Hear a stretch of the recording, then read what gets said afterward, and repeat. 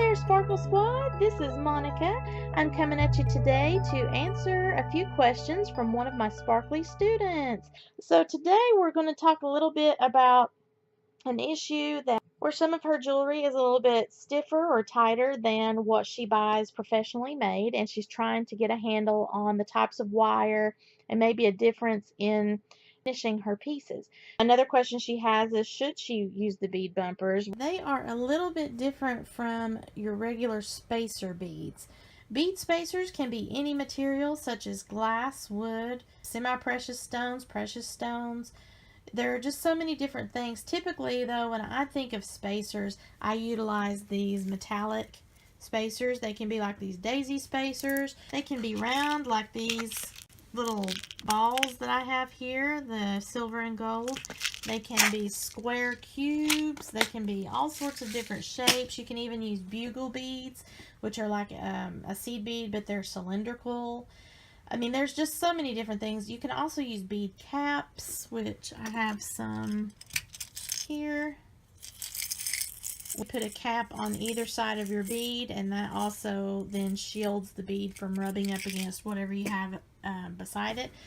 The bead bumpers are typically a squishy material. I liken it to the little backings that I have on some of my earrings. They actually come in different shapes like oval, square, circular, and they can come in different colors as well as like clear and everything.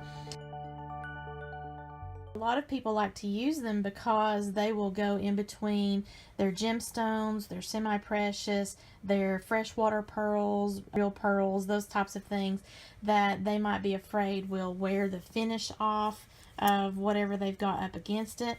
Also, some people like those because it lends a more fluid or flexible feel to their piece, because they are so small and tiny in between whatever beads are being used. The differences for me in using bead bumpers versus knotting, if I were going to be concerned about the finish being rubbed off of my pearls, or I have gemstone beads such as garnet or something like that where I'm afraid that I might have some wear around the bead hole based on whatever material that I'm also incorporating in the design, I might use a bead bumper. More than likely I'm going to just use the knotting method depending on the type of threading material that I'm using. Typically I don't use bead bumpers. I don't knot my jewelry. I just simply use spacers, or I will use the same type of material but in a smaller size to act as a spacer. So what I mean by that is, I've got some glass beads here, and I have these ultra tiny glass seed beads that are in similar colors. So I might use those little glass seed beads in between these larger crackle glass beads, and they coordinate beautifully. That meets the predicament, you know, as far as flexibility being the issue for those that might be interested in using bumpers. Depending on the look that you're going for, you might enjoy using bumpers, but it's not a requirement. And even if you're using something that you're concerned with the finish being rubbed off, anything that could be rubbing up against each other, as long as you don't have a really tight tension in your piece, you're not going to have the rubbing of anything, even though you might have pearls side by side. Now, a lot of people do like to knot their pearls, so if that's something, because aesthetically you might prefer that look, it will over time possibly save some wear and tear on the pearls. But more than likely, if your piece is strung properly on whatever thread, cord, or wire that you choose, and you don't have an immense amount of pressure buildup, like tension, to where you can't, you know, bend your piece comfortably without worrying, ooh, is that going to break? You should not have any worries as far as knotting that a lot of people like when they do have a pearl necklace in particular, or a gemstone necklace, is because if one bead comes off at the knot, you don't lose the entire strand that is on the necklace or the bracelet, because it is knotted between each bead. That is a benefit to the knotting as opposed to using bumpers or spacers. So really, it's just a personal choice, as much of jewelry making is, as to what aesthetically are you going for in your design, what security wise are you concerned about, the value of the beads that are in the design, any potential wear and tear that you might be concerned with, your stringing materials, the beading materials, the person that will be wearing the jewelry. Are they rough on their jewelry? Is it you? Are you not rough on your jewelry? There's so many different factors involved in that. It just really becomes personal choice. Another little caveat to using bumpers, because they are so teeny tiny, that is where the diameter of the bead stringing material comes into play when you go to use that, because it is so small. A lot of times once you put those bead bumpers on, they don't go anywhere because it's hard to get them strung onto the beading wire if you are going up from, say, the 0.15 or in particular a 0.18 and up. The bead bumpers, once you slide those on, they're not going to go anywhere. A lot of people kind of like to use those bead bumpers for illusion necklaces as opposed to using crimp beads or knotting, because it kind of lends itself to the element of design that they're going for, but also it doesn't allow the beads to move around because they're using a thicker, like the soft flex cording. So you do have a lot of decisions to make there, and I hope that helps you out as far as bead bumpers, spacers, or knotting. Just keep in mind, as far as worrying about the tension that you have, the type of wire that you're using, whether it be the 7 strands, the 19 strands, the 49 strands, it really is going to be just trial and error of you with the types of materials that you like to use, the sizes of your beads that you typically work in, that you have tension or not. But if I got right up to this end bead, and let's say that's where my clasp is, okay, see how much tension is in that, and it's very hard for me to bend over. It won't curl up on itself without you hearing a clicking noise. So it's going to have a lot of tension. It's going to be a really stiff piece. That's because there could be several things happening.